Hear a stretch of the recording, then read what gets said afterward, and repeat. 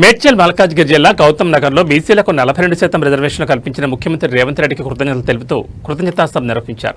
ఈ సభలో మల్కాజ్గిరి మాజీ ఎమ్మెల్యే మైనంపల్లి హనుమంతరావు మరియు టీపీసీసీ కార్యదర్శి గజ్జల కాంతం పాల్గొన్నారు.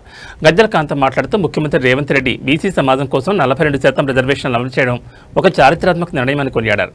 దీనివల్ల బీసీలకు విద్య, ఉద్యోగం, రాజకీయాల్లో సమాన అవకాశాలు లభిస్తాయని, ఇది నిజమైన సామాజిక న్యాయమని పేర్కొన్నారు. ఈ నిర్ణయం తీసుకున్నందుకు ముఖ్యమంత్రికి బీసీ సమాజం తరపున హృదయపూర్వక ధన్యవాదాలు తెలిపారు.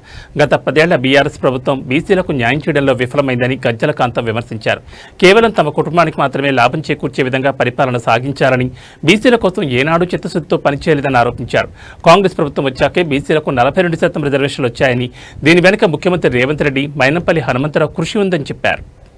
చాలా సంతోషం. నిజంగా మా బీసీలకు అందరికీ పండుగ రోజు.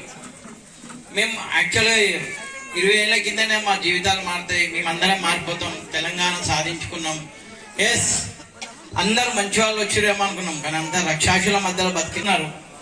అసలు రేవంత్ రెడ్డి అని అంటే మేము అందరం అనుకున్నాం, అరే ఏ విధంగా జరుగుతుంది, అసలు పరిపాలన జరుగుతుందా లేదనుకున్నాం. కానీ అంచనాలకు మించి యావత్ దేశమే మన వైపు చూసే స్థాయికి వచ్చింది. 42% బీసీలకు ఇచ్చిందంటే చాలా చాలా గట్స్ ఉన్న నాయకుడు. అదేవిధంగా రాహుల్ గాంధీని, సోనియమ్మ గారిని అందరినీ అనుకోలే, మోసపోయిన తర్వాత ఇప్పుడు బాధపడుతున్నాం. ఎందుకు కాంగ్రెస్ పార్టీ ఇయాలో మీరు గమనించండి. నాకు ఇక్కడ ఒక్కటి బాధ ఏమనిపించిందంటే, అన్నని చూశాను చాలాసేపు, 1-2 గంటలు. అమ్మా, నేను కూడా తెలంగాణ ఉద్యమానికి తెలంగాణ జేసీ చైర్మన్గా ఇప్పుడు కాంగ్రెస్ పార్టీలో 2014 నేను చేరితే అన్న ఆశీస్సులు కూడా ఉండే. నేను కంటోన్మెంట్ ఎమ్మెల్యే కూడా పోటీ చేశాను. అయితే ఇయాలో ఎస్సీ వర్గీకరణ, ఇయాలో బీసీలకు కులగణన చేసి భారతదేశంలో ఏ ప్రధానమంత్రి, ముఖ్యమంత్రి కూడా బీసీల కోసం మాట్లాడలే.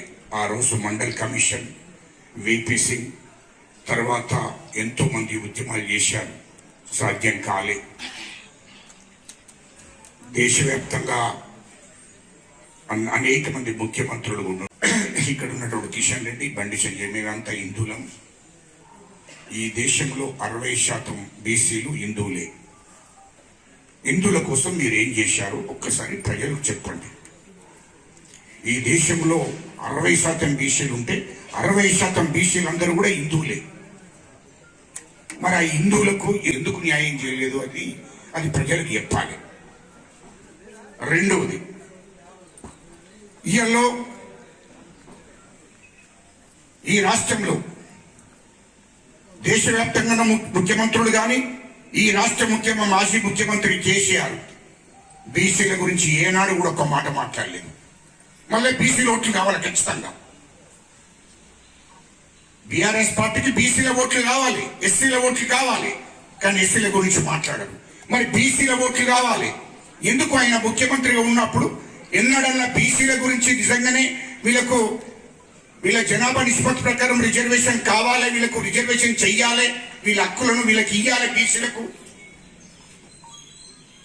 అంటే బీసీలలో ఇయల్లో బీసీలందరూ ఈ రాష్ట్రంలో కూడా 60% ఉంటారు.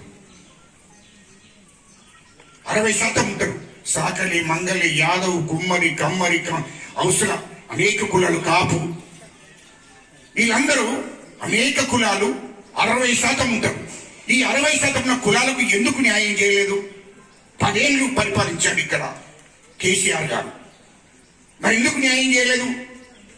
ఇలా మాట్లాడుతున్నాడు కేసీఆర్, మాట్లాడుతున్నాడు కేటీఆర్, మాట్లాడుతున్నాడు, ఇష్టం వచ్చి నోటికొచ్చినట్టు.